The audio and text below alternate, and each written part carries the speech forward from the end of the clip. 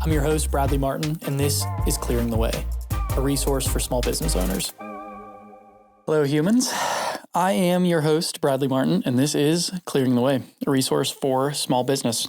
I talk with sales and HR experts, other small business owners, and anyone else that can provide you with information to clear your way to success. Today's episode is going to be a little bit different. It's just me. We've had some water issues down in the studio, so we've been a little bit limited on people that we can bring in. So that's finally getting finished up. We'll be back on schedule next week. But this week we've got a little solo episode, a topic that I had to kind of remind myself of and some steps that I've gone through in the past couple weeks. So it was kind of fresh in my mind, and it's always helpful for me. So I thought today would be a good time to kind of share this process and these super, super simple things with you. So a little backstory. We got back from vacation, I don't know, a month ago, a little bit longer, about a month ago. But those first 2 weeks back, I was in a little bit of a slump, a little bit of a vacation hangover. I couldn't really, my focus, it just wasn't there. Every time I would start to work on, I would spend a little bit of time working on the things that needed to be done, but then I would get sidetracked. And those 2 weeks, they just weren't super productive. And at the end of most of those days, it was that like kind of crappy feeling of knowing that you didn't get everything done that you needed to, and not really making much progress. So, fortunately, I have a couple of these things that we're going to talk through today, but that helped me to get out of that rut. But it would be nice to catch them a little bit sooner before you waste 2 weeks. And honestly, they're good to just do all the time. But I know I fall out of some of these. So, okay. So number one, make a list. I know that so what leads me into these like feelings of being unproductive is, there's so much that I know needs to be done, and I don't really know what to do. It's that feeling of overwhelm. So for me, step number one to getting out of that is always making a list of all the things that need to be done. Now, this is, as a business owner in your case, you've got a lot on your plate. You're the one that runs the show. If you're not there, in most cases, I think most of the people that are listening are newer to business, or you're the only one, and it's easy to get caught in this. You've got in this feeling of you've got so much to do, but you don't know what to do. So this helps. So step one is creating a list. Now, what is that? That's super simple. What is that actually? What do I mean by that? So for me, the level of detail in this list depends on how deep into a rut or whatever you want to call this I am. So it's going to take a little learning on your end, but if I'm catching it early, it doesn't need to be super detailed. It can literally be, edit Neil's video, meet with Bob, super surface, like super high level, not super detailed. And that is enough to kind of get me working towards what needs to be done. But like in this case, 2 weeks ago, 3 weeks ago, however long ago it was, I was a little bit deeper into that rut. So needed to be a little bit more detailed. So what does that look like? Those same tasks of meeting with Bob and working on Neil's video, those in this case may be color grade, make the selections, edit the rough cut, find music, find sound effects, super, super detailed of all the things that need to be done within that project. For Bob, something as easy as meet with him, maybe send Bob an email, send him my availability, see what, find a place to meet, book the room at Ignite, prep for the meeting. And obviously there's somewhere in between there and or more detailed or less detailed, but at least I've learned kind of what my what's going to work for each time for me. So you'll get there, but it's a good starting point. Just start super simple to start, and then if that's not working, if you still look at that list and you're like, there's so much to do within this project. Okay, you need to go a level deeper. If you're feeling real frisky, you can prioritize those tasks. This I would be a little bit careful with because you can, or I definitely can, spend a little bit too much time on this. Again, the idea here is to just get you out of your rut. So keep it simple. You don't want to now spend 3 days trying to create a list of things that need to be done, and then you feel like crap because you just took 3 days to create and prioritize this list instead of just doing the work. So what I generally like to do is look at this list and just mark them as urgent or not. Again, you can add a little bit of complexity to that, but don't spend much time on it. Create that list, look at the item. Does it feel like it's urgent? If yes, then it's urgent. If not, then it's not. And if you get that wrong, it's not that big of a deal in most cases, because you just need to start doing some of these things to get you back into a rhythm. And then the rest of it will kind of fall into place, but you gotta get moving first. So this helps me to kind of get back on the train tracks here. So that is number one. This is super simple. Don't spend a ton of time on it. Don't spend a ton of time refining your list and rethinking, does this need to be on here? Does it not?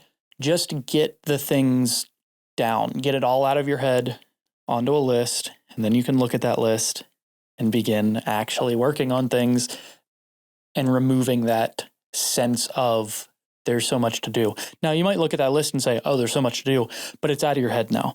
It's out of the you trying to track all of these things that need to be done, and it's out of there and onto paper, onto your iPad, your tablet, your napkin, whatever that is. Just write it down somewhere, or type it out, whatever your preferred method there is. Like I said, I use Notability. I actually write these things and then mark them off every day. And what I'll do is, this will lead into the second part with the time blocking. That's number 2. But I'll also, while I'm creating this list, I'll start adding them to adding tasks to certain days, so that on each day I know here's the master list. Monday I've got these things I'm going to work on. Tuesday I've got these things, and so on. And then each day I can mark these things off, and if they don't get done, then I just have to shift them. So that goes into number 2, the time blocking. So once I have this list, the thinking about what needs to happen each day, that can also be, for me, a thing that just locks me into place. So much to do. Again, now I have this list, but now what? Now I just see that all these things need to be done, and maybe you get stuck not knowing what to do next. So what I like to do is kind of block out my entire week. Again, these things nothing here is groundbreaking. So this is super simple. Just on Sunday, say, hey, this is when I like to do it. I like to do it on Sunday. Look at my list of things that I didn't get done last week or that still need to be done, and assign them to a day with some time. So again, the level of complexity or detail will vary based on what your preferences are and what actually works for you. But, if you've got a task that is going to take you think 8 hours, maybe schedule that in one day, maybe not. Again, this takes a little bit of self-reflection and knowing how you work best. But, for me, there are some tasks that if I sit down, I really can only focus on them for 2 or 3 hours. And that's fine. Just take that thing. If that's an 8-hour task and I can work on it for 2 or 3 hours at a time, schedule 2 hours each day. And that just helps me when I wake up. I know exactly what needs to happen today, and it removes all of my thinking for the day. I can just show up to Ignite or show up to the office and say, okay, well, today I need to update this menu. I need to print this menu. I need to edit the podcast. I need to do all of these things. And here's the times that I'm going to do that. And okay. Knowing that some of this will get derailed when other people call and they need things done immediately, but that's fine. When that stuff happens, I like to, instead of leaving that block of time in its place, I'll shift it either later in the day or to another day. And again, that just helps me to not feel like I'm not making progress on some of these things when other things come up. So rather than saying, oh, well, I was supposed to work on Neil's video today for 2 hours, but I got a call and needed to go to this place, and this needed done immediately. So now I didn't do that. It's like, okay, well, that is true, but let's just shift that to later in the day, or let's shift that to Tuesday because I have an empty block here. Or this was more important, so let's just shift that to tomorrow or Wednesday or whatever that is. So keeping it flexible and just knowing how you work best. That is, that's number 2. Those are the 2 biggest things. This third one is kind of a little bonus item. But those 2 things alone, those just really help me to get back on track, get some structure back into the day and remove some of that feeling of, again, that feeling of overwhelm and not knowing what to do. Those 2 things alone in most cases are good enough for to get me back on track. Not super difficult, very simple. Looking at starting those key things can feel a little bit daunting, but again, keep it simple. Whatever is the quickest and easiest way, if to do that version. Just get yourself back on track first, and then worry about, oh, well, maybe this is more important or this is more important. Just get started first. Get yourself out of the rut, and then focus on some of those finer details. Okay, the third one. This is good for when you're in those little ruts, but also when you're back on track. This is what I like to call productive procrastination. So I am, when I'm working on, I have a bunch of different types of work that I will be doing. I've got my job, I've got clients, and all of those things range in, video, photo, websites, research for clients within my job, all of these things, implementation within, all of these things, they're very, very different. And some days I just can't get into a flow with, we'll say, websites, or whatever it is. We'll just use that as the example. So I've got to work on websites today, but I just can't get into a rhythm with it. So instead of continuing to spend all day working on this thing, what I'll do is take a little bit of a break and work on these items that are on my productive procrastination list. So within all these lists that I've got, you've got these tasks that they would be nice to have done, but they have no urgency to them. They don't make any impact immediately or really at all. They might just be nice to have done. So some examples of that that I used actually this time in the last couple of weeks was updating my business cards. Some other things might be like updating your contact page on your website or making a change on your website that doesn't need to happen. It's not really going to impact anything, but it would be nice to have done. Some other examples, like when I first started doing this, I was using Procreate to create some like animated GIFs for different clients, like logo animations for like Instagram stickers. So I would do that. They didn't need to be done, but they were kind of fun to work on. And once, they also didn't take very long. So I would spend 40 minutes working on this fun thing that was helpful. Not a ton of impact, but like definitely helpful and appreciated. And then once I got that out of the way, then that would kind of help flip me into this creative kind of workflow, and then working back on the website, that was easier. On the things that needed to be done, that was easier. So that is again, that can get a little dangerous, because if you're only doing those things, that's not good. So I like to use those as for, certain days. If I'm trying to work on something and I just can't get into that flow, I'll just pop into one of these little tasks, work on it for 30 minutes, work on it for an hour. And that's normally enough to kind of trigger, like to flip the switch on the rest of the things.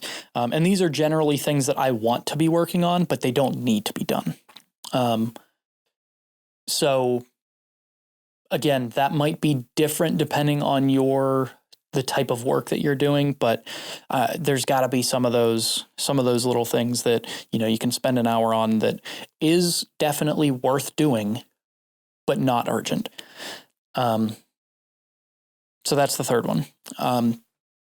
Like I said, nothing here is like groundbreaking. I'm sure you've heard a lot of this elsewhere, and sometimes it just takes hearing it for the 12th time or 70th time in a little bit of a different perspective to make it click.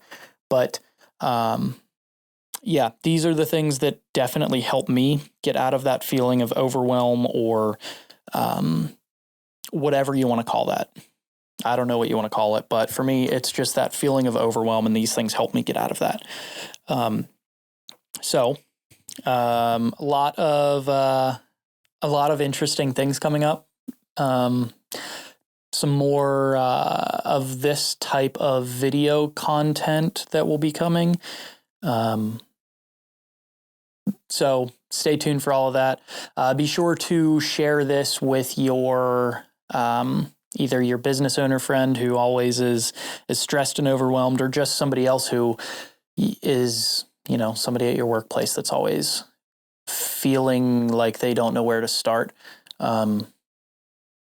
This is helpful for me. It just takes some reminders. It's good to do these things all the time, but sometimes you fall out of it. So, and that's okay. You just got to try to notice it earlier so that it's easier to get back on track if you catch it earlier.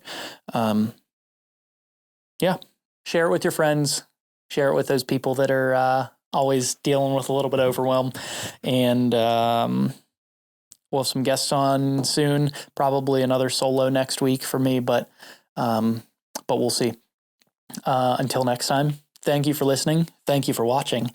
And let me know what you think. I've got a bunch of these types of solo episodes that are kind of on my list to do when needed. But let me know what you think. How can I improve these? Constructive criticism is always welcome. And until next time, share this with your friends, like it, do all those things. And I'll see you next time. Thanks. I'm your host, Bradley Martin, and this is Clearing the Way, a resource for small business owners.